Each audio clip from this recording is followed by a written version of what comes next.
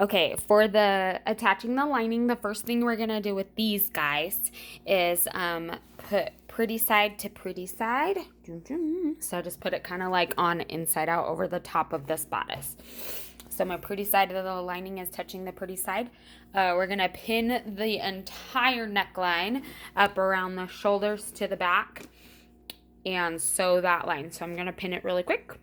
Alrighty, once it's all the way pinned around the neckline, we're going to get it in at that lovely 5/8 seam allowance, back stitch at the beginning and the end, and just sew it all the way around. All right, once you have sewn all the way around that neckline, the lining and the bodice together, we're going to do some clips so that it makes for a prettier press. So anytime that there is a curve that goes inside like this, an inside curve, we are going to cut some triangle shapes. Hang on just a second. Okay, so I just marked, we're going to be cutting some of these triangle shapes out. That's just going to help the fabric fold over and press easier. If you ever had an outside curve, one going the other direction, you would just do some straight snips so the fabric can separate. But we're going to be doing these inside curves. So I've marked some triangles. There should be a corner on the front by the sleeve, on the front on this side as well, and then in the back there's a curve also by the sleeve.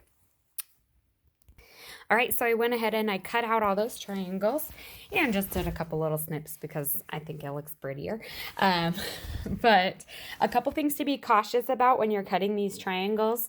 Make sure that you do not cut into the seam. You want to get close to the seam, but make sure you don't cut into the seam or it will come apart. Another thing to be careful about is both sides of the fabric, because oftentimes it can happen where like your lining will be folded up like this as you're cutting and you might cut a hole in your lining. So just be cautious that all of that, the bottom layer and the top layer, are both pushed back so you're not cutting past the seam or into the seam.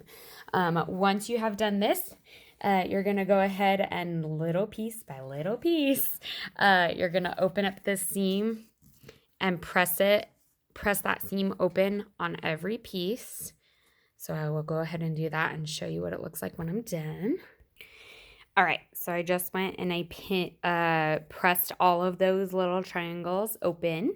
After you've done that, you can go ahead and flip it. And then it should be easier to create a pretty edge seam. I'm sorry, I'm gonna back it up. So it should be prettier to create an edge seam like this.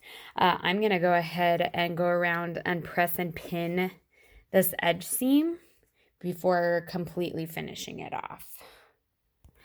All right, I went ahead and pinned the whole neckline. So that it looks nice and pretty, just to help make it a little more sturdy and a little bit prettier. I'm going to do a stitch just right along the edge of the presser foot, so about 1/4 inch, and back stitch too at both ends. Alrighty, and then there is our finished neckline. I don't know if I said to sew in. I was practicing, like I was looking at the different stitches my machine was doing. But there should be a size, a label to put in the lining on the right side of the lining. But that is our neckline. Also, thank you to Patty for sewing all of these appliques on. They look rockin'.